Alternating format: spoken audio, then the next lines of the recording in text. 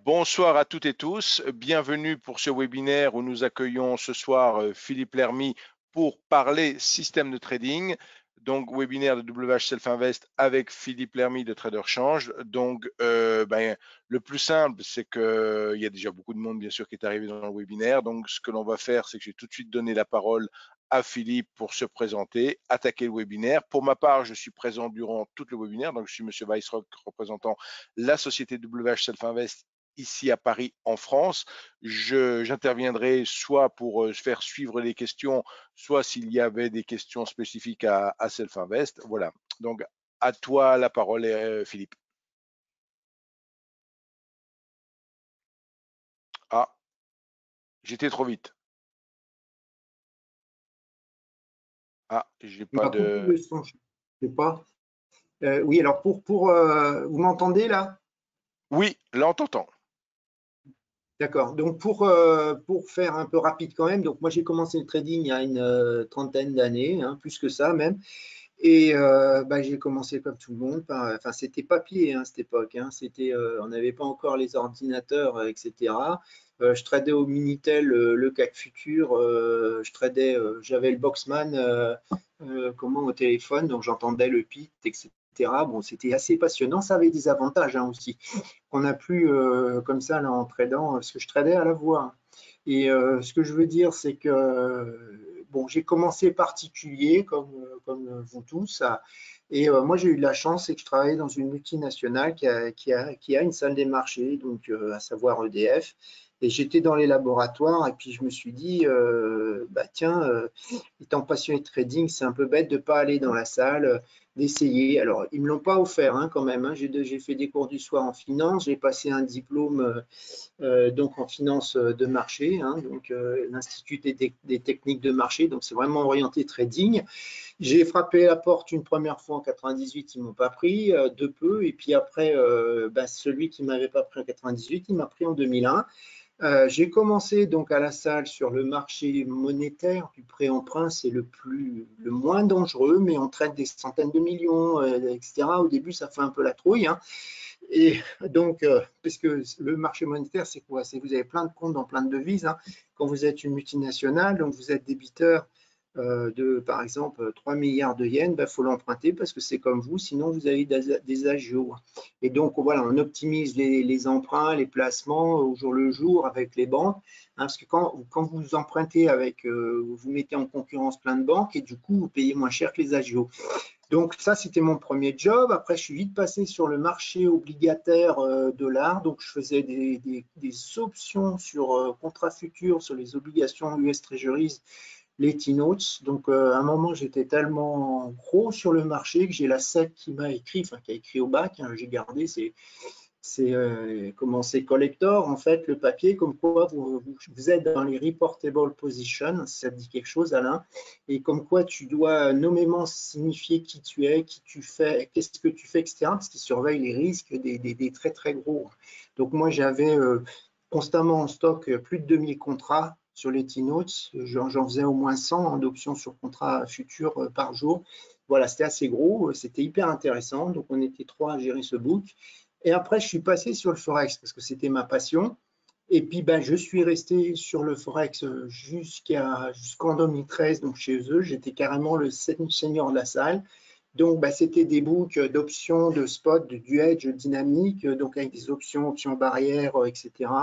Ça avait beau d'être des couvertures à très long terme. Moi, je faisais des stratégies à une semaine, 15 jours. Je modifiais constamment de façon dynamique le portefeuille. Donc, on avait 150 options en vie constamment. Donc, on ne gère pas une seule option, mais 150. Et en 2013, j'ai eu l'opportunité d'aller faire une mission de 3 ans pour former les jeunes traders issus des concours hein, hyper brillants de la Banque de France. Donc, moi, je me suis retrouvé chef trader d'une banque centrale. Et là, c'était intéressant parce que j'ai appris d'autres choses que je ne savais pas. Et puis, donc ça, c'était une mission. Puis depuis, je me suis retrouvé, je trading compte propre. Voilà, je veux dire, c'est l'aboutissement de ma passion. Hein. Donc, j'ai appris auprès des pros avec toutes les grandes banques de la planète. Et puis, j'ai appris. Alors, j'ai commencé la programmation il y a très tôt, hein, il y a 20 ans. au moment où il y avait des logiciels qui étaient très rares, qui coûtaient très cher, il fallait télécharger les données. Maintenant, vous n'avez pas ça, un multichart, vous le connectez à CQ, les données, vous les avez, c'est gratuit. Enfin, plus ou moins, soit vous avez juste les fils des bourses, mais je veux dire, avant, il fallait tout payer, il fallait même transformer les datas. Voilà, on n'avait même pas commencé à développer un système qu'on avait déjà l'importation des données. Donc voilà, donc le parcours, alors pourquoi je vous en parle un petit peu quand même, on va en parler des défauts qu'on peut avoir quand on veut développer des systèmes. Le premier truc, c'est de connaître son marché. Je vais avancer dans les slides. Voilà. Avant de vraiment commencer, n'oubliez pas que le trading, que ce soit des systèmes de trading à la main ou autre, ben, c'est risqué. Hein. Donc le principe de base, c'est quoi? C'est qu'au début, on trade avec des montants relativement faibles et surtout de l'argent dont on n'a pas besoin pour vivre tous les jours. Hein. Si vous avez besoin de cet argent pour payer votre loyer à la fin du mois ou votre beefsteak, c'est mal parti. Hein. Il faut absolument vous dire cet argent, de toute façon c'est réel, hein, c'est une provision de perte que vous êtes en train de faire, en espérant que vous n'allez pas faire des pertes, mais le but c'est d'apprendre au départ, c'est pas de mettre des montants maximum, ça y est j'ai quitté mon boulot, je tente le tout pour le tout, je vais être un super trader. Non, c'est un métier, vous êtes en train d'apprendre un métier. Je veux dire, Rodin, il a commencé par casser du marbre, hein, il n'a pas fait des statues formidables du jour au lendemain. Le trading, c'est difficile. Hein, et je veux dire, je le comparais un peu à la danse de couple tango. Le tango, vous n'avez pas de gens moyens. Vous avez soit des débutants, soit des gens qui sont beaux, mais les moyens, ils ne sont pas beaux. Le trading, c'est un peu pareil. C'est-à-dire que si vous êtes un peu trop amateur, ben, en réalité, vous ne gagnerez pas beaucoup, enfin, vous perdrez même. Donc, ce qu'il faut, c'est, voilà, faut bien réaliser tout ça. Au début, le mieux, si vous voulez, c'est de le faire naturellement, c'est-à-dire d'être motivé, pas par des gains, motivé par comprendre comment ça fonctionne. Et si vous comprenez comment ça fonctionne, petit à petit, ça va y arriver. Alors sinon, ben, Alain, si jamais vous faites des pertes, ben, Alain, il va peut-être se proposer, il va peut-être rembourser vos pertes, non? C'est pas prévu, Alain? Nous ne sommes pas le 1er avril, si je regarde bien le calendrier, non, Oui, nous ne mais sommes pas le 1er avril. tu peux faire des promotions, je sais pas. Bon, Ah oui, bon d'accord, non, non. voilà. Et Donc puis non, mais on est faites enregistré. attention. Non. Oui, sérieusement, faites attention parce que je vous dis, il y a trop de traders qui perdent avant d'avoir compris. Donc le but, c'est pas mettre un maximum d'argent au début, c'est de comprendre, c'est de poser des questions à toute l'équipe d'Alain. Vous pouvez m'en poser. Ils sont là pour vous répondre, ils sont là pour vous aider, ils ont de l'expérience, il faut en profiter. Hein. Alors je continue. Alors sommaire, on va regarder quels sont les avantages que procure l'automisation d'une stratégie et on va voir comment on teste donc la robustesse et tous les pièges lors de la création d'une stratégie parce que autant vous avez des pièges en trading manuel, vous en avez aussi en trading automatique. Hein. Alors l'avantage d'utiliser un vrai langage de programmation, ça va être important, et les limitations d'un système de trading. Évidemment, je vous parlerai de la formation que je donne pour apprendre à coder ces systèmes. Hein, en sachant que je considère que vous êtes débutant, mais je m'adapte, c'est des formations en cours particulier. Alors, la programmation, maintenant, ça a beaucoup évolué. Avant, c'était la programmation procédurale, c'est-à-dire qu'on lisait d'une ligne à une autre. Il faut comprendre que le logiciel, il ne lit pas comme si vous lisez une page de haut en bas. Lui, il va parcourir des objets. Alors, ils ont inventé la programmation objet il y a plus d'une vingtaine d'années, enfin les développeurs. Pourquoi? Parce que ça correspond à la vie réelle. Vous voyez, donc à gauche, vous avez un camion, ça s'appelle une classe, c'est-à-dire un plan de construction d'un camion. Et puis, qu'est-ce qui se passe? Vous allez, à partir de l'usine, à partir du plan de construction, vous allez faire des camions qui ont, donc vous avez le camion jaune numéro 1, numéro 2, numéro 3, on appelle ça une instanciation. Vous créez un objet avec une classe. Et le camion, vous voyez, il a des propriétés. Regardez, il est jaune, celui-là, il est rouge, il est bleu. Donc, en plus, vous pouvez faire des modifications. Bon, par contre, par exemple, il y a des propriétés que vous ne pouvez peut-être pas changer. Hein. Il aura toujours 4 roues, il n'en aura pas 5 ou 6. Enfin, ça se peut, hein, mais il faut que ça soit prévu dans la classe. Vous voyez, vous pouvez changer le moteur, vous pouvez changer ces… Voilà, donc ça marche comme ça. La programmation objet, c'est exactement ça. Donc, il y a des objets. Le camion, donc il a des propriétés, la couleur, la puissance fiscale, le nombre de roues. Il a aussi des méthodes, c'est-à-dire il peut avancer, reculer, déverser la benne, vous voyez. Et vous pouvez y avoir ce qu'on appelle des événements. Là, c'est un peu différent, c'est-à-dire qu'il arrive quelque chose. Par exemple, il arrive un choc sur le camion. Ça déclenche un événement qui est l'airbag qui s'ouvre. Ça, c'est un event, c'est un événement. Vous voyez. Donc, en programmation, ça va être pareil. Donc là, je vous montre à droite des extraits de code donc du langage C# avec des bougies. Donc là, vous voyez tout à droite, hein, ben vous avez, voyez, une bougie, c'est un objet dans lequel il y a une propriété plus bas, l'eau, open, hein, l'ouverture, le close, la clôture. Vous avez le bit, le ask, la taille à l'ask, la taille au bit, bit size, vous voyez. Vous avez tout un tas d'infos et on peut aller loin, donc l'heure de la barre, le nombre de ticks à la hausse, à la baisse. Voilà, on peut choper plein d'informations, on peut les stocker, on peut les manipuler.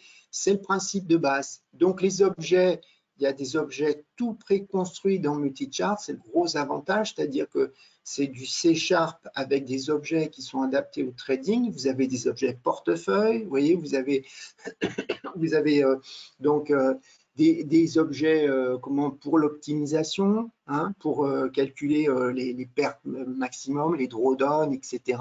Vous avez tout un tas d'objets et de propriétés que vous allez manipuler qui sont déjà tout conçus. Hein. Alors, vous allez voir que dans l'optimisation, ça va assez loin. Je veux dire, c'est l'avantage d'un langage comme ça. Parce qu'en fait, avec C#, vous pouvez vous construire vous-même tout votre logiciel. Hein. Je veux dire, de graphes, de backtest, etc. Mais ça ne sert à rien de réinventer la roue. Multichart, ils existent depuis 20 ans. C'est eux qui font TradingView. Hein. TradingView, c'est en fait un dérivé très, très simplifié de Multichart. Et donc, ils sont hyper au point. Il y a une hotline dès qu'on a des problèmes. Ils vous aident un tout petit peu dans la programmation, un tout petit peu. Hein. Je veux dire, c'est-à-dire que vous êtes censé savoir coder. Mais si vous avez 2-3 questions, moi, j'arrête pas de leur poser des questions dans tous les sens. Hein, mais je veux dire, c'est pas, ils vont pas vous faire l'assistana, c'est-à-dire aidez-moi à développer un code. Non, non. Vous devez savoir coder. C'est comme si je dirais, vous avez un souci, vous allez voir votre mécanicien ne vous apprend pas à conduire. Il vous aide hein, si jamais vous avez un pneu dégonflé, par exemple. Là, c'est pareil. Vous avez un problème de connexion de CQG à Multicharts, ils vont prendre la main de votre PC, ils vont réaliser la connexion, hein, puisque normalement c'est une API. Donc c'est un protocole, si vous voulez, de connexion entre les deux logiciels qui a priori ne se connaissent pas. Hein, donc avec le courtier, CQG propose Self-Invest hein, et Multicharts. Au passage, CQG, ils sont très très bons sur les marchés de futurs en termes de volume de rafraîchissement de cotation. Ils sont 2 fois meilleurs. Moi, je vois, hein, j'ai fait des systèmes pour tester que d'autres très, très gros courtiers américains qui proposent les futurs. Hein, donc, je vous le dis, c'est vraiment un bon produit CQG. Donc, on avance. Les erreurs classiques avec un système de trading. Hein, il ne faut pas rêver. D'abord, c'est pas d'un seul coup, je vais faire un système, il fonctionne tout seul, je m'en vais à la plage, je m'achète une belle Ferrari. Vous allez bosser. Parce que d'abord, il faut concevoir un système qui fonctionne. Hein. Alors, le gros avantage que vous allez avoir, ben, c'est que vous allez apprendre, si vous voulez, vous allez vraiment tester votre système. C'est-à-dire que vous allez voir que plein de trucs de théorie que vous avez lus dans des bouquins d'analyse technique ou autre, ben, ça ne marche pas. Vous allez voir que l'analyse technique, il y a beaucoup de trucs où en réalité, on vous montre 3 images, on vous dit que ça marche et puis vous êtes en train de le gober tout cru. Hein. C'est comme si moi, je vous montrais une photo et puis, je ne sais pas, je vous dis, il y a un précipice à la fin de la Terre. Hein. Tous ceux qui ont dit que la Terre était plate. Hein. Donc, c'est le même style. Donc, ce que je suis en train de vous dire, c'est que si on vous montre un système qui fonctionne, le truc, c'est que vous allez le backtester. Alors, tout ce qui est analyse technique, en fait, ça peut se backtester, enfin, ça se reproduit assez facilement. Mais je vous dis, il y a beaucoup de choses que malheureusement, ben, vous allez vous apercevoir, vous ne gagnerez pas. Alors, c'est un avantage, hein, parce qu'en attendant, en backtestant, ben, vous n'allez pas perdre un centime, parce que vous allez donc réfléchir à votre système, le remodifier, bien le penser, bien y réfléchir. et vous dire dans quelles conditions il marche et surtout dans quelles conditions il ne marche pas, parce que c'est ça qui est le plus important. Si vous comprenez pourquoi, quand votre système ne marche pas, ben ça veut dire que vous savez dans quelles conditions il va peut-être marcher, et puis peut-être que vous allez pouvoir trouver, eh ben à des moments, il faut savoir le mettre off. Hein. Ce que je voulais vous dire, c'est que voilà, c'est pas moi quand j'ai un système qui tourne, je suis derrière. Hein. Faut pas oublier non plus, c'est que lui, il est pas aussi intelligent que vous. C'est-à-dire vous vous adaptez. Hein. Vous avez un système qui fonctionne, et puis il y a une réunion au dernier moment. Enfin, il y a des négociations d'un seul coup, par exemple, entre Poutine et Zelensky. Donc, si vous voulez, c'est un market mover énorme. Le système, il ne le voit pas. Hein. Je veux dire, il n'est pas prévu. Si vous, dans les inputs, vous ne lui avez pas mis certains comment je dirais, propriétés qui va réagir, par exemple, avec un événement exceptionnel, il ne peut pas tout deviner. Hein. Donc, ça veut dire que vous, lui, il est hyper rigoureux. Donc, ça va être l'avantage par rapport à vous. Hein, parce que les gens, on est plus ou moins pas rigoureux. Moi, j'ai vu des gars, ils avaient une stratégie, elle changeait toutes les 10 secondes, hein, enfin tous les jours. Donc, en fait, il n'avait pas de stratégie, le gars. Là, lui, il va se coacher. C'est-à-dire que quand vous allez à la stratégie que vous lui avez donnée, donc ça veut dire quoi? Ben, il va voir les cas où ça marche et tous les cas que vous n'avez pas voulu voir. Parce que l'homme, hein, c'est classique. Hein, quand il y a un truc qui ne lui plaît pas, il fait l'autruche et il ne voit pas ce qu'il ne veut pas voir. Hein, on voit ce qu'on veut voir et on ne veut surtout pas voir à gauche le même setup et qui en réalité donne des pertes. Donc ça, c'est gros avantage. C'est que lui, il va être objectif, suivant les critères que vous allez lui donner, lui, il va être comme un robot, c'est qu'à le dire, il va vous dire, ah ben non, là, il y a 19 cas où tu as fait l'autruche, tu n'as pas voulu les voir, ah ben, tu vois, là, globalement, tu as 3 cas super gagnants, mais les 19, tu as ton compte à zéro. Donc, je veux dire, ça va vous avertir, ça va vous faire donner, comme je vous dis, du recul, vous allez essayer de le modifier, et puis vous allez essayer de le changer, et soit vous allez y arriver, soit vous allez l'abandonner. Vous allez voir, vous allez abandonner plein d'idées préconçues qui vous paraissent gagnantes. Elles sont peut-être gagnantes pendant 2, 3, 4, 5 fois, mais sur le temps, elles ne sont pas gagnantes. Hein. L'erreur aussi, c'est de vouloir chercher la martingale. Les marchés, la vie, elle change constamment. Donc, si vous ne changez pas, si vous ne changez pas votre système au bout d'un moment où vous ne l'abandonnez pas, de toute façon, il finira par perdre. Hein, il faut bien, moi j'ai créé des systèmes à des moments, par exemple quand la Fed faisait son quantitative tightening, comme en 2018, ben, qu'est-ce qui se passe? Après je l'ai arrêté puisqu'elle avait arrêté, puisqu'elle a refait un QE, je l'avais arrêté. Vous voyez, donc là maintenant elle le reprend, c'est différent, il n'est pas fait de la même façon, il faut que je remodifie le système. Mais ce que je suis en train de vous dire, c'est qu'il faut vous adapter. Hein, je veux dire, actuellement, le gars qui était livreur dans les années 2000, hein, je dirais 90, ben, il avait son scooter, il avait une carte Michelin papier, il n'avait pas de téléphone portable. Bon, ben maintenant, si vous êtes toujours comme ça, vous n'avez pas changé vos setups et que vous êtes livreur, je pense que vous n'allez pas avoir beaucoup de clients, hein, puisque maintenant, les livreurs, ils ont même des logiciels d'intelligence artificielle qui leur font le trajet en temps réel entre le client A et B, qui recalculent en fonction des embouteillages. Tu lui dis non, il faut que tu ailles voir le D avant le A, après le C. Je veux dire, le gars qui a avec sa carte Michelin, il fait plein de conneries. Hein. Donc, eh ben, si vous n'adaptez pas votre système, il va finir par mourir. Ça veut dire que là, l'avantage, c'est que vous allez vous donner des conditions d'invalidation. Vous allez dire, par exemple, moi, dans le backtest, hein, quand on l'a testé sur l'historique, il a perdu 5 fois de suite à un moment. C'était le nombre de fois maximum qu'il avait perdu. Eh ben, si maintenant, dans la vie réelle, que je l'applique, donc je le fais trader, s'il perd une 6e fois, je le stoppe, j'essaie de le remodifier, et soit j'y arrive, soit je l'abandonne et je passe à autre chose. Hein, donc, c'est exactement ça. La vie change tout le temps. Vous ne faites plus le même métier maintenant qu'il y a 10 ans que vous ferez dans 10 ans. Hein, je parle même en restant dans le même poste. Hein. Donc là, c'est la même chose. Il faut avoir conscience de ça. Ça veut dire quoi? Moi, quand je trade, quand mes systèmes trade, je suis derrière. Je regarde ce qu'il fait. Je ne suis pas à la plage, le truc trade tout seul. Ça, c'est du rêve. Hein. Enfin, vous pouvez le faire, hein. On peut tout faire. Hein. Quand on a un compte à 50 €, on peut se le permettre, mais ça dépend de la taille de votre compte. Plus votre compte est élevé, moins vous allez vous permettre ce genre de choses. Hein. Donc ça, il faut être réaliste là-dessus. Et autre chose, il ne peut pas s'adapter en temps réel, comme je vous dis, à plein de situations exceptionnelles, comme une guerre, comme un tremblement de terre, comme des avions sur des Twin Towers. des trucs comme ça, il ne peut pas s'adapter. Donc, voilà. Ou alors, vous l'avez prévu dès le départ, mais on ne peut pas tout prévoir. Sinon, vous faites le deuxième problème, une usine à gaz. Ça, je l'ai vu souvent dans les particuliers. Ils se pointent avec leur système. Alors là, je vous ai mis le graphe là que je mets. C'est vraiment quelqu'un qui a fait, c'était pas ma formation, c'était trading. Hein. Et le gars, il me sortait ça 10 secondes avant un FOMC de la Fed. Alors, tous les gérants de fonds qui gèrent des centaines de millions, voire des milliards, ils écoutent Powell en temps réel. Bon, c'était pas Powell à l'époque, mais ce que je veux dire, et lui, il me sort ça, il me dit à 10 secondes, attends, j'ai un signal, machin, mais le gars, il rêve. Il n'a pas compris, c'est pas ça le sujet des gérants. Je veux dire, on peut faire des systèmes qui ne sont pas de l'analyse technique, c'est mon cas. Je vais vous montrer que moi, j'ai des systèmes qui traitent les chiffres économiques, c'est pas de l'analyse technique. Hein. Alors là, j'ai fait exprès à droite, il faut prendre du recul. Hein. Je veux dire, vous voyez, double top sur des sommets de montagne, ben, c'est un peu ridicule. Il y a des trucs, c'est pas parce que vous avez des graphes que forcément, il faut penser forcément à faire des double tops, des machins, des bidules. Il faut se poser la question de la réalité de la chose.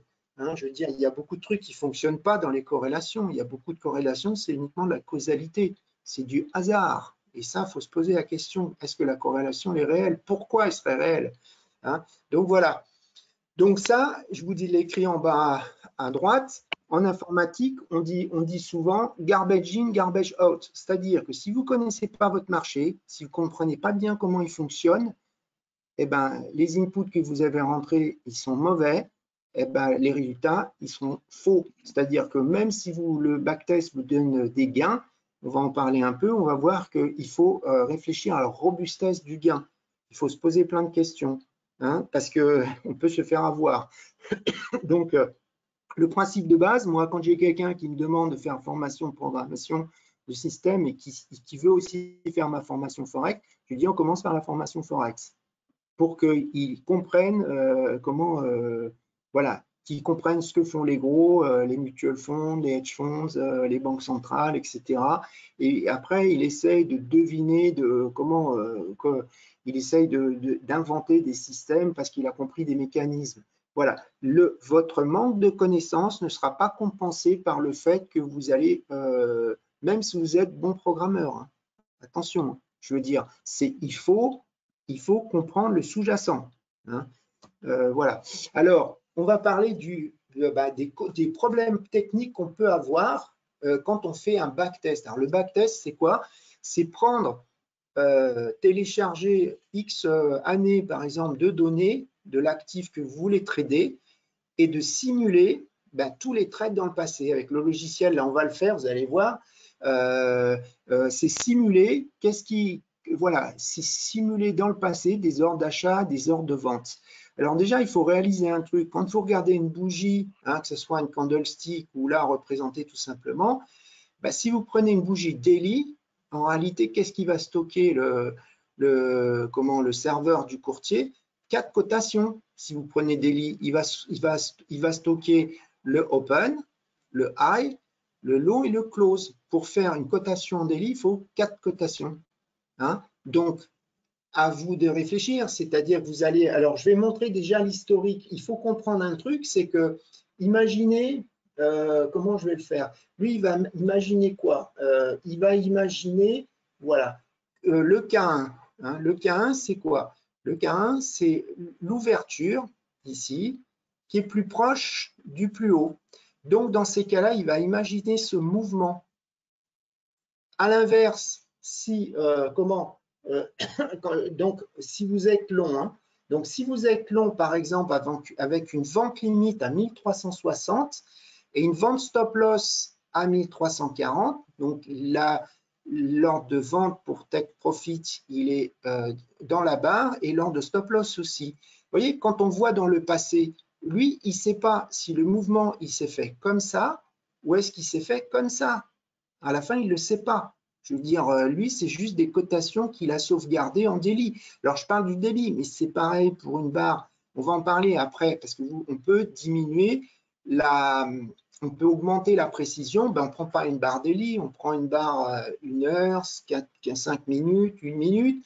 en second ou en tick, c'est-à-dire toutes les cotations. Alors, on va en parler après, les avantages et les inconvénients.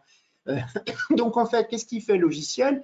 Il suppose que si l'open est proche du haut, le marché va d'abord monter. Donc, il va vous déclarer un gain. Alors que si jamais l'open est plus proche du plus bas de la bougie, si vous avez un stop loss à 1340, il va vous déclarer une perte. Vous voyez, ça ne fait pas la même chose. Donc, comme on disait tout à l'heure, pour éviter ce genre de problème, en fait, quand vous voyez une bougie, il faut imaginer que le marché, il a pu ouvrir là, il a pu baisser là, il a pu remonter, il a pu faire ça, à un moment, il va aller au plus haut, et puis après, à un moment, il va se faire son plus bas, mais peut-être pas tout de suite, peut-être qu'il va remonter presque au plus haut, et puis il va aller là, à la fin, il va quand même le faire, et puis il va aller là. Et on n'en sait rien, il a peut-être remonté avant. Vous voyez, il y a une infinité de chemins entre le open et le close d'une bougie quand on revient dans le passé. Donc, je suis en train de vous dire que le backtesting, forcément, il ne sera pas forcément, enfin, il y a peu de chances qu'il vous donne la réalité. C'est-à-dire, le truc ultime qu'on fait, c'est qu'on rebackteste, si vous voulez, sur des données où on a vraiment tradé dans le passé. Et on voit la différence entre le résultat du portefeuille et du backtest. Et on voit des écarts. Alors, dans les écarts, qu'est-ce qu'il va y avoir? Alors, comme je vous ai dit, il y a un moyen. Qu'est-ce qu'on fait? On diminue la taille de la bougie. Si vous prenez des bougies 1 minute, c'est évident que si vous voulez, si ça commence par monter, lui, il ira dans les bougies, 1 minute, et puis donc, il fera vraiment la montée. Donc, il y a cette solution. Alors, l'inconvénient, c'est quoi? Alors, je vous donne un exemple. Là, j'ai pris, pour mes backtests, je ne prends pas, par exemple, forcément CQG. Pourquoi? Parce que CQG, il est tellement bon qu'il vous donne tellement de données. Plus vous avez de données, après, vous avez un combat. C'est-à-dire que, je vous donne un exemple, si vous prenez du tick par tick pour tester, vous allez avoir sur, par exemple, 7 ans, vous allez avec 20 000, 30 000 cotations par jour en tick, vous avez 68 millions de données. Donc, ça va très vite. C'est-à-dire que quand on fait un seul test, 68 millions, soit vous avez un PC hyper puissant, et puis ça va vous mettre 20 minutes, mais si vous n'avez pas un PC hyper puissant, ça on en parlera après. Moi, j'ai des PC qui sont hyper puissants parce que j'ai choisi d'avoir la granularité minimum pour avoir le plus de précision dans le backtest, mais vous allez avoir un combat. Alors, est-ce que c'est intelligent de faire un backtest en tick alors que votre système il prend des trades et il garde des positions 4 heures? Moi, je vous dis non. À ce moment-là, vous pouvez prendre des minutes et ça diminue grandement le nombre de données. Et donc, ça veut dire que le backtest va être beaucoup plus rapide et surtout, dans ce qu'on va parler après, l'optimisation du backtest, c'est-à-dire qu'on va faire varier les inputs. Donc ça, c'est la première chose. Votre backtest, il peut donc être différent de la réalité, plus ou moins différent. Donc là, après, je vous dis, c'est vous décidez d'avoir un super PC ou pas. Donc ceux qui veulent savoir, je vous dis, vous m'écrivez, je vous expliquerai les configurations optimales. Ou soit vous dites, non, c'est pas la peine. Si vous avez un système qui fait du tendance de swing trading à plusieurs jours, ça ne sert à rien de faire du tick par tick.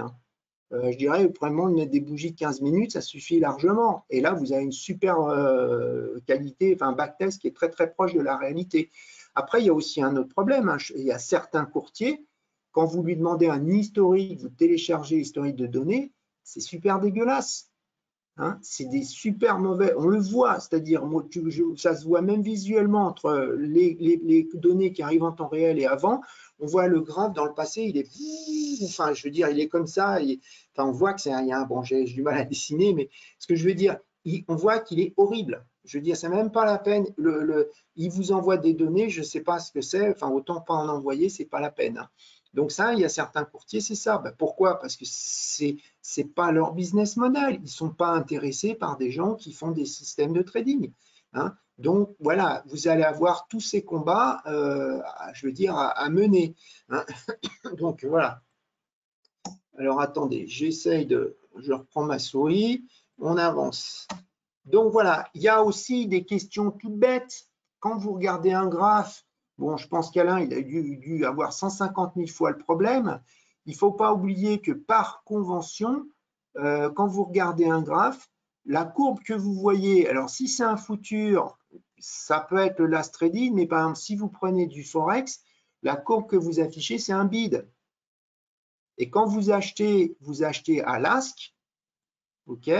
Et quand vous vendez sur la courbe du bid. En fait, il y a 3 courbes dans la réalité. Là, j'ai fait exprès, j'ai agrandi au maximum. Vous voyez, j'ai pris CQG et on est en tick par tick. Hein? Et donc, regardez, qu'est-ce qui se passe? Eh bien, là, qu'est-ce qu'on voit? Là, il tape sur le bid, puisque le ask, il est là. Et puis là, on voit bien qu'il tape sur le ask. Hein? Donc, on peut faire un système. C'est-à-dire que là, vous pouvez capter la taille au bid et la taille à l'ask, hein, et vous pouvez faire un système, dire tiens, il tape plus souvent le ask, donc les acheteurs sont prêts à changer leur prix pour taper les vendeurs, donc ça va monter, ou alors à l'inverse, hein, les vendeurs sont prêts à ne plus laisser leur ordre là, mais taper ici, hein, et donc ça va baisser. Vous voyez, là, c'est les vendeurs qui tapent le bid. Là, on le voit. Donc, vous pouvez faire voilà, vous pouvez essayer de faire des systèmes, c'est ce que j'ai fait là. Hein, donc, et puis après, votre système, c'est vous qui le dessinez comme vous voulez, vous le paramétrez comme vous voulez pour vous donner une idée si vous dit que ça va monter ou ça va baisser. Alors, au passage, vous voyez, ça commence par un indicateur. Et après, vous en faites un système, parce que d'abord, vous faites de l'observation visuelle, et après, vous mettez en place des ordres. Voilà, hein, il y a les indicateurs et les ordres. Vous pouvez faire de façon. Alors là, on va passer à la suite. Alors, attends, il faut que j'y arrive. Voilà, alors, ce qu'on va faire, on va backtester en temps réel des moyennes mobiles. Hein. Donc là, on va aller sur le logiciel. Ça va être plus intéressant. Alors, attends, il faut que je retrouve mes petits. Voilà, partage. Alors, hop. Donc là, je me connecte à distance sur le PC du bureau. Hein. Donc là, il y a 3 écrans. Donc, regardez, je vais agrandir le graphe. En fait, là, j'ai mis des graphes en daily. Alors, j'ai mis daily. Là, le but, ce n'est pas de trouver un système qui gagne, c'est de vous montrer comment ça fonctionne. Donc là, le truc, il est tout bête. Il vous montre des choses. Hein. Regardez, là, je lui ai fait quoi? Le truc tout bête, j'ai mis une moyenne mobile 55 jours et 21 jours. Hein. Et qu'est-ce que j'ai fait dans cette moyenne? Je lui ai dit le truc tout bête, c'est-à-dire que regardez ici, la moyenne mobile courte, la 21 jours, elle croise la 55 à la baisse, ordre de vente. Donc, il faut bien réaliser que le croissement, il se fait ici, la vente, elle se fait là. Hein. Là, la moyenne mobile courte croise à la hausse de très peu, mais elle la croise. La moyenne longue, j'achète. Vous voyez? Là, c'est pareil. Regardez, là, il y a un croisement. Elle vient par en dessous, la courbe, il achète. Et là, il vend. Hein, puisque là, ça se croise dans l'autre sens. Alors déjà, vous regardez, vous voyez déjà plusieurs choses tout de suite. C'est ça l'avantage. Vous voyez quoi? Eh bien, que le plus haut, il est ici, et vous, vous êtes en train de vendre là. OK? Bon, vous me direz, c'est pas très grave, vous êtes gagnant. Sauf que là, pof, on a un faux signal. Bon, on ne perd pas beaucoup. Hein. Pour l'instant, on a l'air d'être gagnant. Là, on vend, pof, on est gagnant. Donc, on a ces deux-là qui gagnent bien. En fait, on a eu des mauvais signaux. Là, on voit aussi, hein, celui-là, il a été neutre par rapport à avant. Regardez, là, vous avez un faux signal. Donc après, soit vous vous dites, et là, je suis en train d'acheter, ça baisse, je perds. Donc, vous voyez, vous commencez à vous rendre compte que déjà, c'est évident, les moyennes mobiles, il y a un retard monstrueux. Hein, c'est logique. Hein. Je veux dire, regardez, là, le truc vous dit de vendre, vous êtes en train de vendre là, alors qu'en réalité, le plus haut, il était là. Hein. Une moyenne par défaut, vous attendez 55 jours de cotation, donc vous avez du retard. Il y a beaucoup d'indicateurs en analyse technique, ils ont énormément de retard. Hein. Donc, voilà, alors si on regarde un peu, là, je fais exprès, je vais dans le passé, on va regarder, alors il y a des fois il gagne, il y a des fois, là, regardez, il y a des fois il gagne, puis il y a des fois, alors en fait, vous allez le voir, c'est quand on est dans des zones comme ça, que là, ça perd. C'est-à-dire quand vous avez une tendance qui est marquée, le plus haut il était là, là il a vendu, vous voyez, il a gagné dans toute cette zone. Là, il a perdu. Bon, là, il est neutre quasiment. Là, il perd. Hein. Là, il est neutre. Alors, en général, quand ça zigzague, ben, les moyennes se croisent, se recroisent, se croisent, se recroisent. C'est là qu'on perd un max. En fait, on voit deux trucs, c'est que les croisants de moyenne mobile, ben, c'est un retard monstrueux. Par contre, quand vous avez une belle tendance, vous allez gagner de l'argent. Mais si ça se met un peu à plus ou moins zigzaguer, faire des petites tendances, vous allez perdre du fric. Hein. Donc ça, c'est le truc que vous allez voir. Alors, regardez, je vais le diminuer en taille. Vous voyez, on va le voir ici. Alors, attendez, je vais agrandir un peu. Donc là, vous voyez bien que, regardez, là, il a fait des ventes, des achats, des ventes, des achats, des ventes. Elles sont croisées, recroisées. Et regardez là, ici, vous voyez, pof, là, il y a une belle tendance. Ben, là, il a gardé sa position short. Donc là, il est en train de faire un beau gain. Hein. Alors, le problème, c'est que maintenant, on va quand même vérifier les résultats. Parce que là, c'est bien beau. Il faut surtout vérifier les résultats. Donc là, ça, c'est l'avantage avec le logiciel. C'est que, qu'est-ce qu'on va faire? On va lui faire View. Et puis en bas, vous allez avoir Performance Report. Alors, vous ne voyez pas, c'est juste en dessous. Attendez, je vais baisser mon graphe comme ça, vous allez le voir. Attendez, hop, voilà. Vous voyez, voilà, vous avez le Performance Report. Donc là, toc, il m'affiche tout de suite le résultat. Donc là, je lui ai fait trader, je ne sais plus quand. On va l'avoir ici. Je lui ai commencé à trader, voilà, je lui ai mis sur 7 ans, hein, vous voyez, quand même de données. Donc là, c'est du délit. Hein. Alors j'ai fait exprès, j'ai mis un truc assez simple. Qu'est-ce qu'on voit? Eh bien, on voit qu'il a pris 5, voilà, j'ai la moyenne mobile 55-21. Pour l'instant, il n'y a pas d'optimisation. J'ai mis les chiffres standards qu'on met. C'est les inputs que je lui ai mis et on va essayer de faire varier ces variables. Hein. Donc là, on regarde, on va voir le résultat global. Donc voilà le résultat global du graphe. Hein. Donc c'est le nombre de trades gagnants et le nombre de trades perdants. Alors qu'est-ce que j'ai mis par référence? J'ai mis un compte de 10 000 euros. Qu'est-ce que vous voyez? Eh bien là, on est en dessous de zéro. Là, vous avez mis une fois votre compte à zéro, une deuxième fois, une troisième fois. Bon, c'est dans le passé. Hein. Si on regarde, si on regarde dernièrement, tout en haut à droite, vous voyez bien que ça monte, que finalement, voilà, ça a bien monté tout en haut. C'est ce qu'on voit, c'est ce que je vous ai dit, c'est la position short qui reste. Elle marche super bien. Hein. Donc voilà. Donc là, on voit que déjà, vous avez mis 3 fois votre compte à zéro et même plus que zéro, hein, moins 2500. Donc, bah, voilà, dans la vraie vie, bah, du coup, vous n'allez pas le faire. Hein. Ça commence, il va falloir l'optimiser. Hein. Donc, on peut voir tous les trades. Donc, on peut aller sur tous les trades. Là, par exemple, on a un qui a super gagné là, le 2314, celui-là, là, j'ai cliqué dessus. Et en cliquant dessus, c'est quoi l'avantage?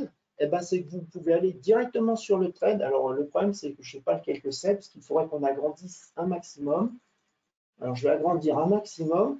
Je vais revenir sur le logiciel et sur le résultat. Comme ça, on va le trouver. Voilà. Je double-clique et je vais regarder.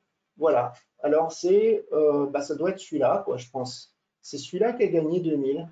Voilà. Voilà. Vous pouvez aller vérifier en cliquant sur le Performance Report. Vous pouvez aller vérifier les résultats et vous allez avoir tout un tas de détails. Par exemple, ici, vous voyez qu'il a tradé au total 39 fois.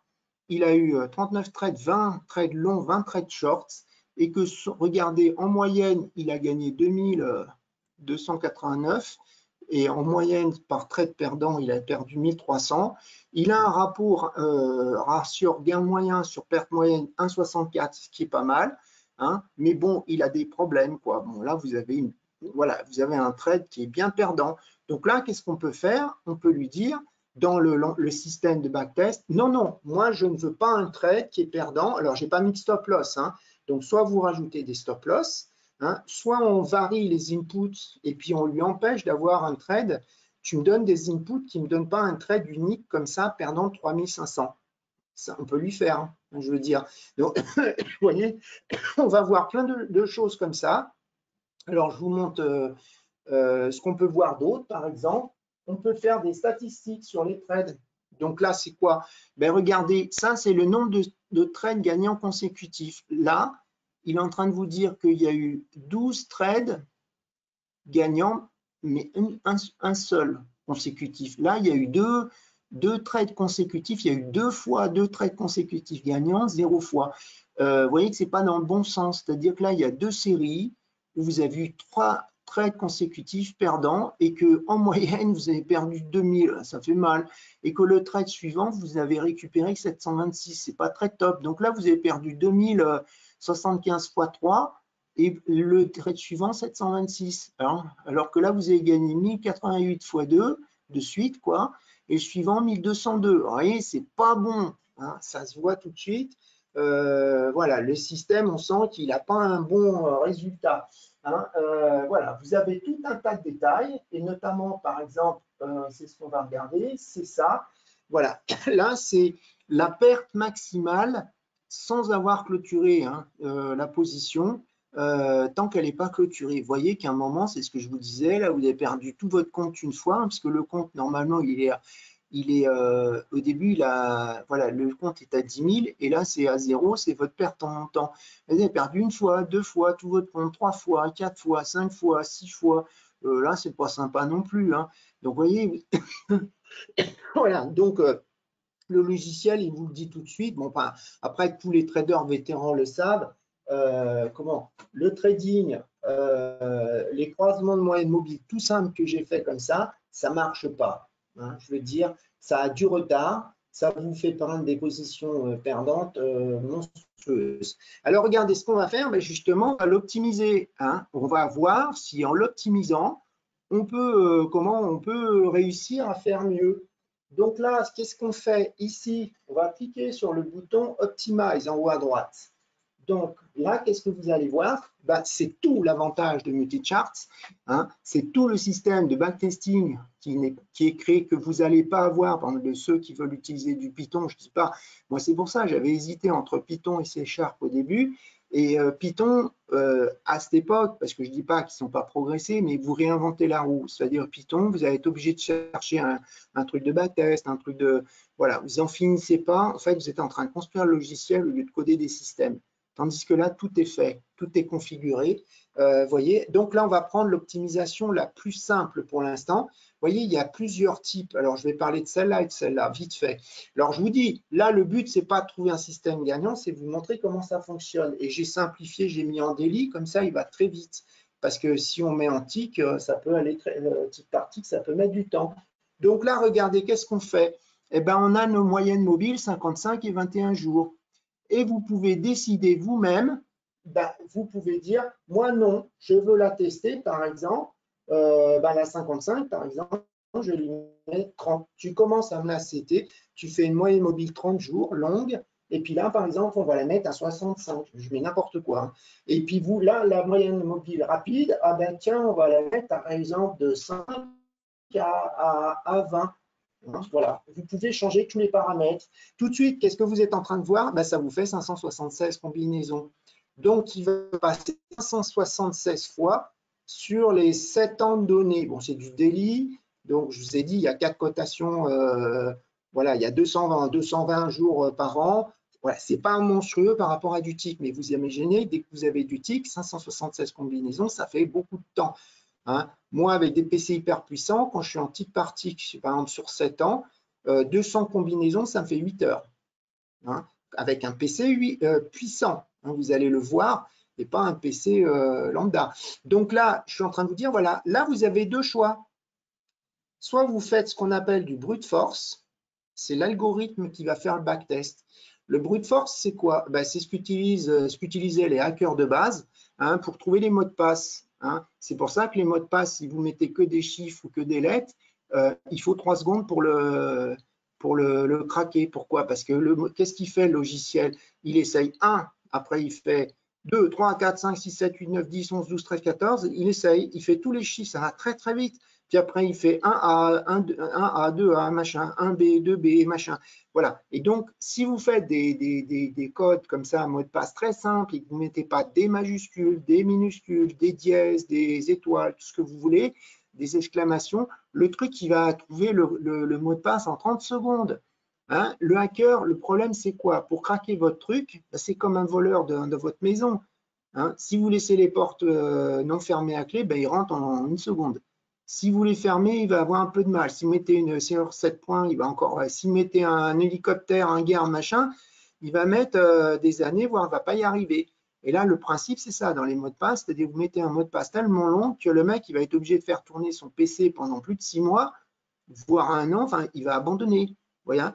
Donc là, le problème, vous avez ce même problème. C'est-à-dire que là, si vous faites de l'exhaustif, qu'est-ce qu'il va faire? Le truc bêtement, il va faire 30, 31, 32, 34, machin, jusqu'à 65, avec des steps de 1, puisque les steps, c'est vous qui les décidez. Hein. Vous pouvez faire des steps de 2, hein, si vous voulez, voyez.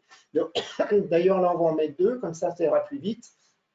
Comme ça ira plus vite dans le backtest. Ah bah, ah non, j'ai mis 0, ça ne va pas lui plaire. Hein, attends, hop, je en mets 2, comme ça on n'a plus que 171 combinaisons. En fait, des fois, ça vaut le coup au début de mettre des steps de 2.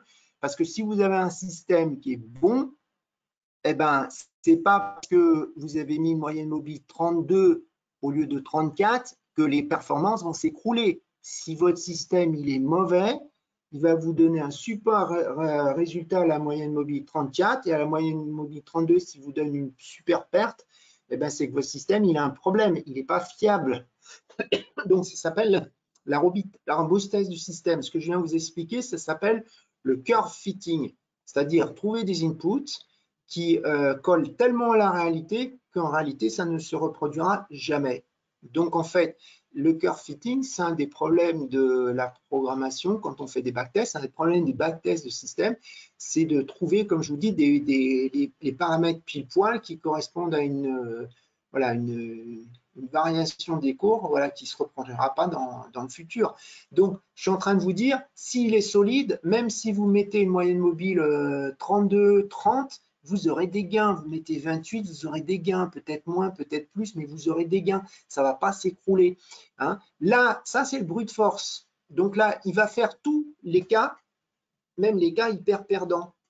Si vous voulez, c'est un peu bête d'aller faire des tests de cas hyper perdants, c'est-à-dire 171 combinaisons. Il y en a des super perdantes. Hein. Je pourrais aller plus loin. Regardez, pour vous montrer certaines qui vont être hyper perdantes, je vais vous en donner un exemple. Si je mets 30 là, ici, vous voyez, parce que je peux mettre maximum 30 à la moyenne mobile courte et minimum 30 à la moyenne mobile longue. Ça veut dire qu'il va faire un test où il y aura les deux moyennes qui auront la même valeur. Et comment voulez-vous qu'il y ait des croisements? Ben, lui, il va le tester puisque je lui ai demandé. Donc, c'est débile. Ouais. Même si j'inverse, si je mets là 40 et je laisse 30, ça veut dire qu'à un moment, en fait, la courte, elle sera longue et la longue, elle sera courte. Vous voyez, donc, en fait, je vais faire doublon à d'autres tests. Donc, c'est un peu bête. Le brute force, il va tout vous faire.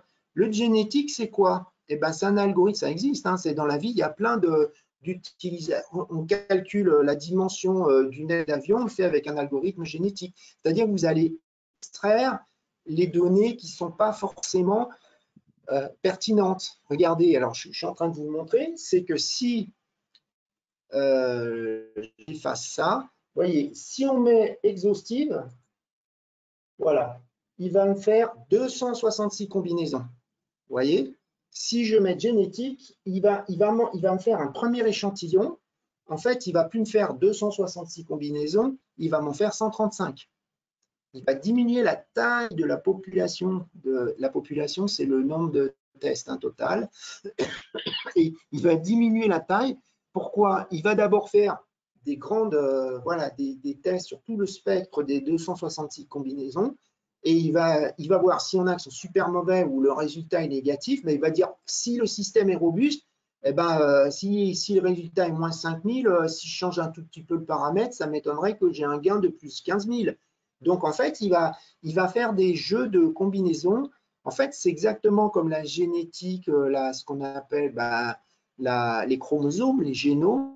C'est exactement le même principe. Hein, c'est-à-dire qu'avec un parent, vous allez avoir une combinaison qui dépend des chromosomes et vous allez avoir les chromosomes des deux parents. Et puis, de temps en temps, comme la génétique, on le voit avec le Covid, vous avez une mutation.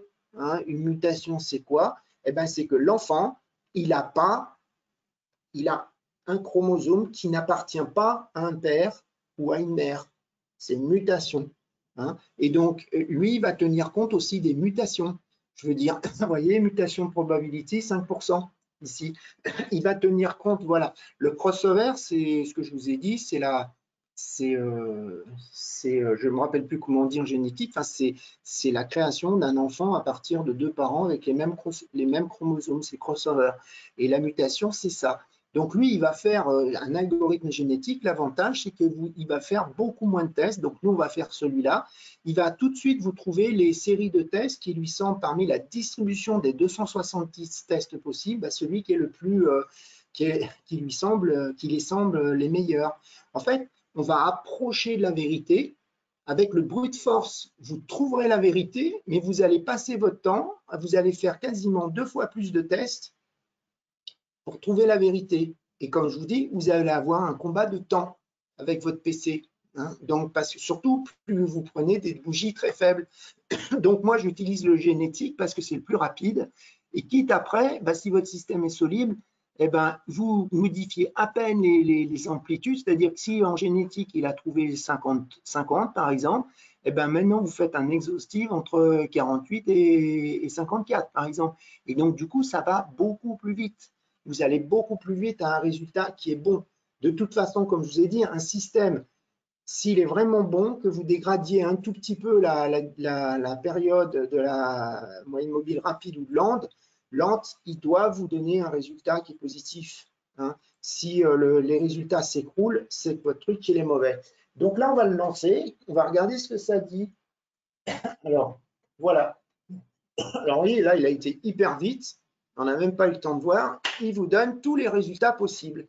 Et là, il a fait tous les tests, les 135 tests. Et ce que vous faites, là, vous pouvez les classer. Donc, vous pouvez dire, je cherche le profit maximal net, le nombre de trades, gagnants le plus grand, le rapport gain moyen sur perte le plus grand, mais vous n'avez pas le choix. Hein, c'est vous choisissez ça ou ça. Vous ne pouvez pas tout avoir. Hein. Ça n'existe pas. Hein, la crémière, le beurre, le pot au lait, tout ça. Et là, il vous donne les inputs. Alors, regardez, on va cliquer. En fait, vous pouvez cliquer ici. Là, je le fais en haut à gauche du PC du bureau. J'ai cliqué sur Net Profit. Vous voyez, le plus mauvais, vous avez moins 27 000. Bon, avec un compte à 10 000, ça fait un peu mal. Et puis, si je reclique, voilà, j'essaye de cliquer plusieurs fois. Voilà, le meilleur, c'est 20 000. Donc, vous pouvez très bien dire, OK, je vais appliquer. Il me dit quoi? Voilà, ta moyenne mobile courte, le mieux, c'est 23 et la longue, c'est 58. Et il vous dit quoi? Eh bien, vous allez faire 35 trades. Vous serez gagnant un peu moins d'une fois sur deux. Par contre, quand vous allez gagner 2 fois plus que quand vous allez perdre. Ça, c'est sympa. Mais en général, ici, il faut avoir 60 minimum, enfin 58. Il faut qu'en général, vous soyez à un peu plus d'un trade gagnant sur deux. Vous voyez, donc bon, après, ça ne m'étonne pas trop. Donc, vous pouvez très bien dire non, moi, je préfère dégrader le résultat. Par exemple, j'essaie de trouver, mais je n'ai pas le cas là, parce que vous auriez un ratio, par exemple, un nombre de trades profitables gagnants meilleurs. Vous pourriez dire non, je veux ce résultat. Donc, nous, on va prendre ce vidéo, évidemment, on va double-cliquer. Et là, il va me dire, est-ce que tu es d'accord pour qu'on mette la moyenne mobile courte, c'est là en bas, à 23, et la longue à 58? Je lui dis oui. OK. Donc là, il va me réajuster le paramètre. Donc là, je clique, je ferme. Donc Alors, là, je fais une toute petite intervention parce que bon, je suis le webinaire comme tout le monde, c'est passionnant, on va pas dire le contraire, j'ai fait en sorte de pas interrompre t'es tellement enthousiaste, t'es tellement emballé, enfin c'est tellement dynamique je pense le webinaire que ça donne pas du tout envie de l'interrompre. Il y a eu 2-3 questions. J'en poserai une tout de suite parce qu'il y a Angélique qui est extrêmement enthousiaste mais qui nous a posé beaucoup de remarques. Donc je dirais juste s'il y a une question qu'elle me la synthétise, parce qu'il y a eu beaucoup trop de remarques. Mais il y a une question que je pose qui concerne Multichart. Est-ce qu'il existe des librairies préconstruites pour utiliser les moyennes mobiles, reconnaître des patterns de bougies ou utiliser les théories comme le Do, vague d'Elliott, etc. avec Multichart? Oui, vous avez tout un tas d'indicateurs qui sont préconçus. Vous pouvez les installer très rapidement. Vite fait. Alors, je vous montre, vous avez des indicateurs et des signaux. Donc là, vous pouvez en rajouter. Alors, attendez, me l'a mis à côté. Alors, je vais vous montrer par exemple. Là, j'ai pris des signaux. Hein. Donc, vous avez un peu tout ce que vous voyez, RSI. Donc, vous pouvez séparer. Là, c'est carrément ce qu'on appelle une stratégie qui va envoyer des ordres, qui va rentrer une position longue, longue entrée. Là, short entrée, vous voyez, stochastique. Vous avez des trucs qui sont tout conçus à l'origine, hein, des trendlines. Vous voyez, suivant une trendline, vous rentrez, vous sortez. Vous avez tout un tas, regardez, trailing stop, qui sont conçus. Le code, il est visible, donc vous pouvez vous permettre de modifier le code. Mais attention, si vous voulez, le truc qui est super intéressant, c'est pas ça, c'est d'apprendre à programmer. Donc vous regardez le code et vous essayez, vous faites votre trailing stop propriétaire, vous faites tout ce que vous voulez, c'est ça vraiment l'intérêt. Hein, je veux dire, l'intérêt c'est de programmer ce que vous voulez. Et je vous rappelle ce que je vous ai dit au début. Hein, il ne faut pas estimer que l'analyse technique va forcément vous donner des bons résultats. Hein, je vous le prouve déjà avec la moyenne mobile. Hein, je veux dire, alors le gros avantage, c'est que vous allez voir qu'il y a beaucoup de trucs d'analyse technique qui ne marchent pas. Hein, et donc, mais vous allez pouvoir les tester. Hein, je veux dire, bon voilà, tu as une autre question? Non, si Angélique a Je vais d'autres questions, qu'elle accélérer. me les refait. Alors là, en même temps, sur le timing, il est 19 heures. Je te dis, j'ai pas pu t'interrompre tellement j'ai Je vais écouté aussi. accélérer. Voilà. Donc, vous avez vu le principe du backtest, etc. Et vous allez améliorer le code. Donc là, moi, il a tout de suite tenu compte. Alors, juste, on va regarder le résultat. Normalement, on devrait avoir un graphe qui est un peu meilleur. Hein. Alors, je sais très bien qu'il sera mauvais, hein, parce que je vous dis, ça ne marche pas. Mais on va aller regarder. Donc, on va faire comme tout à l'heure. On va aller voir le performance report. Alors, attendez, il faut que je manipule les petits outils.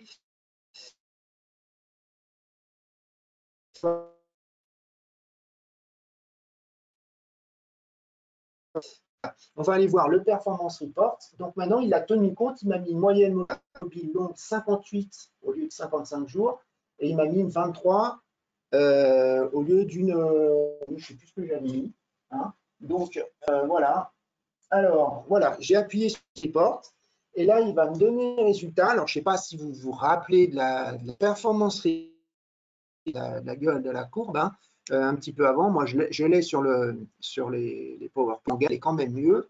Regardez, mais vous cramez encore votre compte. Hein. C'est-à-dire que là, vous voyez, vous vous rappelez, on avait plein de fois où il cramait le compte ici. Là, il le crame une fois. Et là, il le crame aussi une fois, sympa. Et vous voyez que la courbe, elle est déjà plus belle. Hein. Il a trouvé des paramètres qui vont mieux.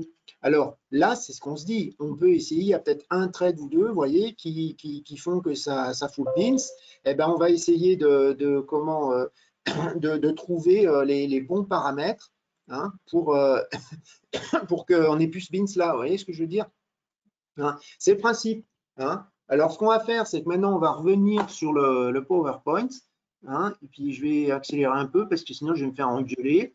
Hein. Pour ma part, je Donc, trouve très alors, on va intéressant avoir… le truc.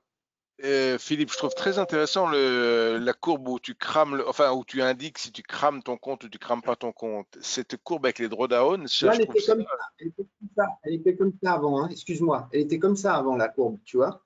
Vas-y, après. Vas-y. Non, je disais, je trouve que c'est Si. très très pertinent ce truc-là. C'est. Vous voyez, regardez la courbe que j'obtiens après, elle est quand même vachement plus belle. Mais je vous dis, attention, c'est pas assez. Là, je vais vous montrer d'autres choses. On peut faire améliorer le système de backtest, c'est-à-dire qu'au lieu de prendre toutes les données, vous savez bien qu'on a des grands régimes de fonctionnement. C'est-à-dire, regarde, tu le vois, regarde, qu'est-ce qui s'est passé sur le S&P. Mars 2020, tu as une chute monstrueuse. Et puis après, à partir de mars 2020, globalement, tu n'as pas arrêté d'avoir une hausse jusqu'au 1er janvier 2022. Puis maintenant, on n'est plus dans le même régime de fonctionnement. Ça monte, ça baisse. Hein. Globalement, ça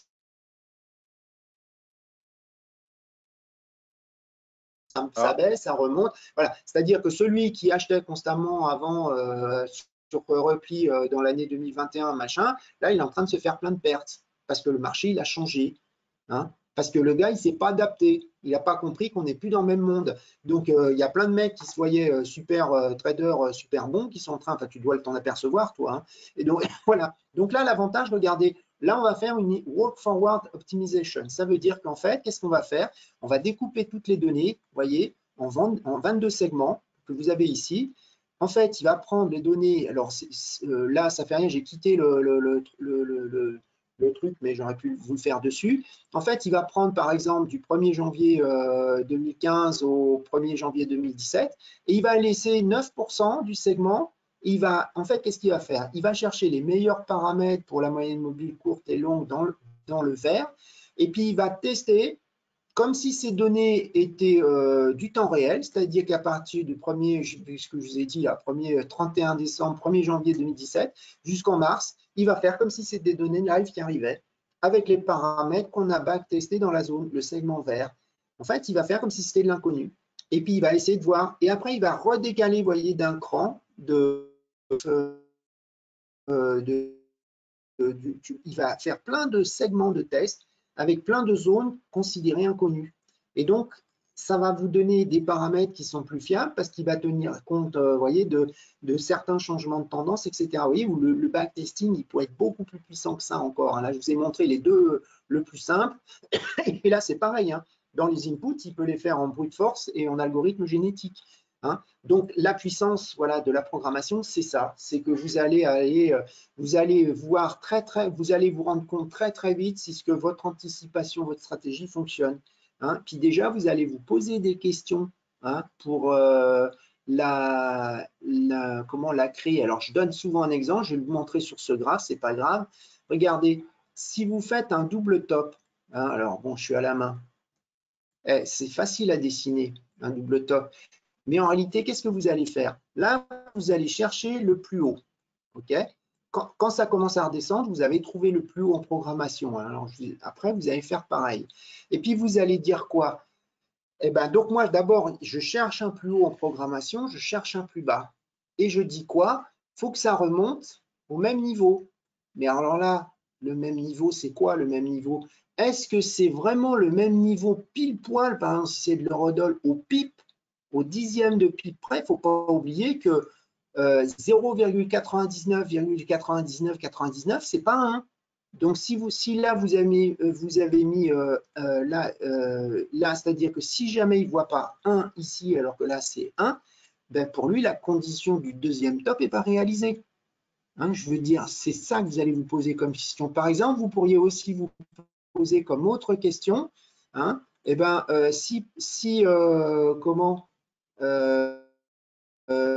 finalement, de combien je veux une baisse ici? Parce que ça, regardez, ça c'est aussi un double top. Ça aussi, c'est un double top.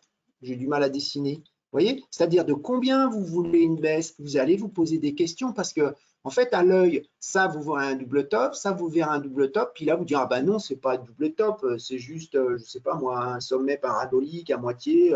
C'est-à-dire que vous le voyez, quand les gars, ils vous montrent sur TradingView des têtes d'épaules, il y en a, vous dites, il a fumé la moquette. Le mec, il a 3 épaules à gauche, il en a 2 à droite.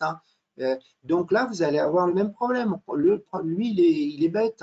Lui, s'il y a le deuxième top, c'est que vous êtes au même endroit. Donc, vous allez être obligé de dire, le deuxième niveau, il doit être à plus ou moins X pips, X ticks du premier pour valider parce que j'accepte un double top un peu bancal avec un deuxième top un peu moins haut. Voyez? Et à partir de combien je valide qu'il y a un retracement? Est-ce que c'est 10 pips, 20 pips, 100 pips? Est-ce que c'est 1 pips? Vous voyez, c'est ça l'avantage de la programmation, c'est que vous allez vous poser des questions et les figures tordues, vous allez les rejeter. Alors, ça, vous voyez, vous vous posez déjà vos questions à la conception de la stratégie. Alors, attendez, j'avance. Vous voyez, vous pouvez aussi lui rajouter des critères sur la robustesse. Alors, notamment, là, je vous en montre un. Par exemple, vous pouvez dire, je ne veux pas que sur un seul, on va prendre plutôt celui-là, sur toute la distribution des trades gagnants, sur toute la distribution des tests, je ne veux pas qu'il y ait un seul, vous avez vu, segment qu'on a fait, là, les segments verts, il y en a un qui représente qui soit inférieur, si vous voulez, à 10% du gain. Vous voyez, je ne veux pas je veux pas, voilà, je veux pas un seul trade aussi qui fasse quasiment la moitié du gain. Hein, je veux dire, là pareil, je ne veux pas que la perte latente maximum d'un seul test soit alors inférieur, supérieur, vous mettez le sens, supérieur à 30% du profit, inférieur, hein, inférieur parce que c'est du négatif. Vous voyez, vous pouvez bloquer. Je ne veux pas un backtest avec 3 trades parce que ce n'est pas représentatif. Vous pouvez faire carrément votre fonction fitness. Ça, c'est ce qu'on appelle la robustesse. C'est pour éviter que, parce que c'est sûr, hein, si vous mettez un seul trade en mars 2020 et puis vous mettez un achat en mars 2020 sur S&P 500 et vous mettez une vente le 31 décembre 2021, le système il est super gagnant. Hein. Mais est-ce que vous allez le reproduire les années suivantes, hein? Donc là, c'est pareil. Vous voyez, il faut vous poser tout un tas de questions.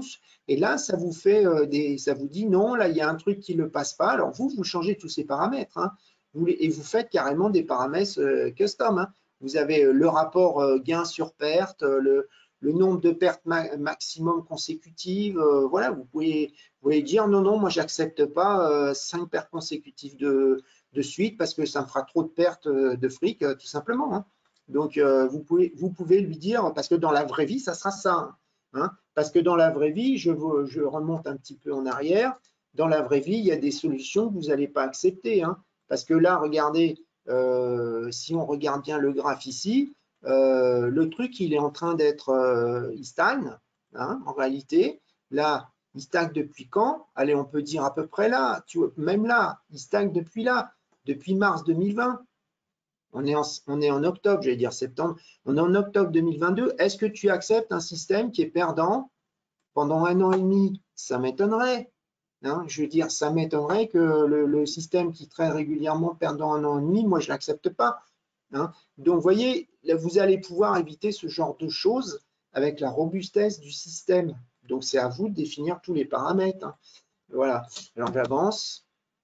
Voilà. Alors, là, pour faire vite, les formations, c'est que des cours particuliers. Donc, moi, je vous prends depuis le début. Hein. Si vous avez un système, on peut faire des bouts du programme, mais je vais surtout vous montrer toute l'étendue des possibles. Je peux vous aider à faire un début, mais le but, c'est pas de faire votre code. Hein. Le but, c'est vous apprendre à vous débrouiller tout seul. Donc, voilà, on peut faire plein de choses. Hein. On peut se connecter à plusieurs courtiers, mais ça, Alain, il ne veut pas. Hein. Qu'est-ce qu'il y a d'autre? On peut faire, je veux dire, on peut connecter, on peut lire des sites web. Moi, c'est ce que je fais en temps réel. Hein. Vous pouvez faire des connexions API avec Reuters, avec Twitter, etc. Bon, après, il faut voir les conditions de l'API, hein, si elle est payante, etc. Vous pouvez mettre plusieurs systèmes de trading dans un graphe ensemble. Et puis, par exemple, vous pouvez trader plein d'actifs en même temps. Hein, je veux dire, moi, je fais les chiffres économiques. Des fois, il trade 4, 5 paires de devises en même temps et je ne pourrais jamais trader comme lui. Ce n'est pas possible. Hein. Donc, moi, ça, je vais vous expliquer comment on programme. C'est que des cours particuliers. C'est des sessions d'1h30, 2 heures. Toutes les sessions sont enregistrées, donc vous avez la vidéo après. Hein, donc, vous me contactez si ça vous intéresse. Donc, je continue. Vous voyez, on peut faire des trucs tout simples. Par exemple, là, j'ai fait quoi? J'ai coloré tout simplement les zones. En fait, j'ai coloré les heures du Forex, les heures où il y a le plus de volume, c'est-à-dire j'ai mis 8h Paris, 18h, c'est-à-dire 7h, 17h Londres en rouge. Et en bleu, vous avez les nuits. Alors, je vous ai mis l'eurodoll. Vous voyez qu'en général, les nuits sur l'eurodoll, en général, ça ne bouge pas. On voit tout de suite. Donc, après, vous vous dites, est-ce que ça vaut le coup, par exemple, que je garde une position la nuit alors des fois, ça bouge, hein, je ne dis pas le contraire. Là, c'est le graphe que j'ai fait tout à l'heure. Hein. Il vaut mieux trader là-dedans. Je veux dire, si vous faites de l'intraday, vous arrêtez à 18h. Regardez, 18h. Vous voyez? Alors, je ne dis pas là, ça a monté. Mais je veux dire, vous posez des questions. Est-ce que ça vaut le coup que je trade la nuit dans des marchés complètement liquides où je peux me taper un flash crash, hein, comme vers le 20 septembre, 25 septembre, avec le budget au UK, hein, il y en a qui ont perdu 500 pips d'un seul coup. Hein. Donc, vous voyez, vous pouvez regarder des choses. Ça, c'est l'avantage vous faites de l'observation, mais améliorée. Vous pouvez voilà, vous pouvez séparer les sessions, vous pouvez, etc. Donc là, regardez, moi, j'ai fait un système de trading. Donc, c'est comment j'apprends aux gens à trader les chiffres économiques dans ma formation Forex. Et là, je n'ai marqué que sur l'eurodoll. Donc, il ne traite que pendant les chiffres. Ça veut dire que c'est un livret A amélioré. Hein. Vous n'êtes pas en position toute la journée. Vous êtes en position, ça dépend, 5 minutes, une demi-heure, une heure maximum, mais c'est tout. Et que quand d'ailleurs, il va traiter le rapport sur l'emploi, l'inflation, mais par exemple, aujourd'hui, il n'y avait pas de chiffres super intéressants, il ne traite pas. Et bien, regardez, là, il y a je ne sais plus combien de trades, on va regarder. Vous voyez, la courbe, elle fait pas elle part en positif direct. Hein.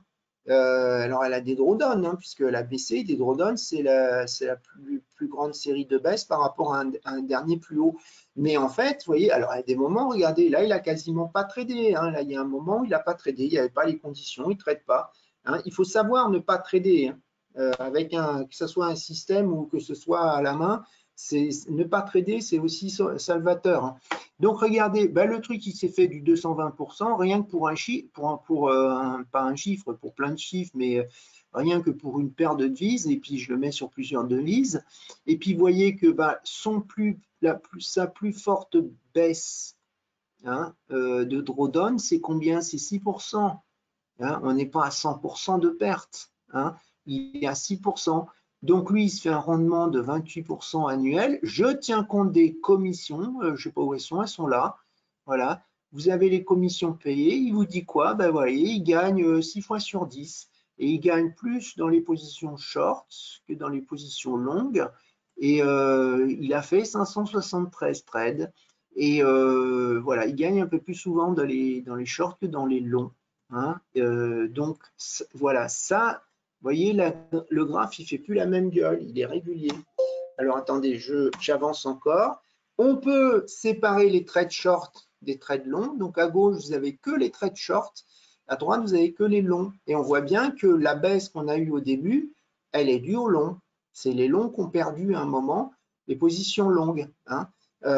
Donc, parce que ça, là, ça va vous aider. Regardez, quand on a la hausse du S&P 500, votre système, il est peut-être biaisé, c'est-à-dire qu'il gagne dans les positions longues et puis un jour, ben, quand on commence à changer de régime comme depuis le début de l'année, eh ben, le truc, il se met à perdre. Je veux dire, donc là, vous voyez, il est un peu plus fragile sur les positions, puisque vous voyez, à un moment, il a perdu 10 000, vous voyez, il a perdu environ 1000 à un moment là, sur les positions longues, alors que là, il est parti direct gagnant. Hein. Donc les deux sont mélangés, hein, on a juste séparé les shorts et les longs. Vous pouvez faire plein de trucs. Et là, vous voyez, le drawdown, vous l'avez. Donc, à un moment, vous aviez un compte à 10 000, vous avez perdu 750 euros. Vous avez perdu un peu plus de 6, c'est ce qu'on voyait, pour cent. C'est la plus grosse perte. À un moment aussi, là, il se les refait un peu plus grosse. Non, elle est là, la plus grosse. Mais par contre, comme on est plus haut, ça fait moins de pourcent, parce qu'il a gagné des sommes. Donc, ça fait plus en montant, mais en pourcentage, ça fait moins. Mais vous voyez, on n'est pas à cramer le compte. On a perdu 6% max.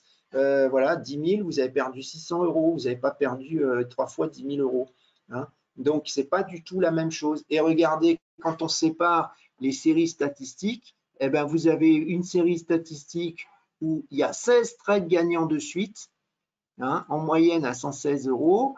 Hein, je vous rappelle que c'est l'intraday, que le suivant, il perd 120. Vous avez une série, 9 trades gagnants, 3 séries, 8 trades gagnants. Et vous voyez qu'il y a une différence. Là, on s'arrête à une série de 6 trades perdants. Alors, vous voyez qu'il y a beaucoup plus. Alors, il y a beaucoup de pertes unitaires quand même, hein, je veux dire. Mais en fait, globalement, vous voyez bien que c'est décalé. Il y a plus de séries. Ça, c'est le longest winning trade série. Voilà, donc elle est beaucoup plus grande. Ça, c'est un système voilà, qui est robuste. On fait comme ça. Alors, attends, j'avance. Vous pouvez faire des simulations de Monte-Carlo, carrément. Hein, donc, vous pouvez mettre 1000 simulations. Voilà, vous pouvez faire tout un tas de choses pour les matheux. Et comme je vous disais, vous pouvez connecter avec les news et prendre des mots-clés. Donc là, c'est Reuters. Hein, donc, Reuters, moi, je l'ai 110 $ par mois les premiers prix. Hein, c'est une version allégée. Vous me contactez si ça vous intéresse. Et vous voyez, vous pouvez le connecter là. Ça, c'est pour le connecter avec Multicharts ou autre logiciel. Vous avez une API. Alors ça, c'est pas pour les débutants. Hein. Mais je vous dis, vous avez des possibilités infinies. Donc, si vous voulez prendre des mots-clés, vous voulez prendre… pareil, Reuters, il fait aussi des requêtes sur Twitter. Sur le mot-clé, vous avez des requêtes Reuters.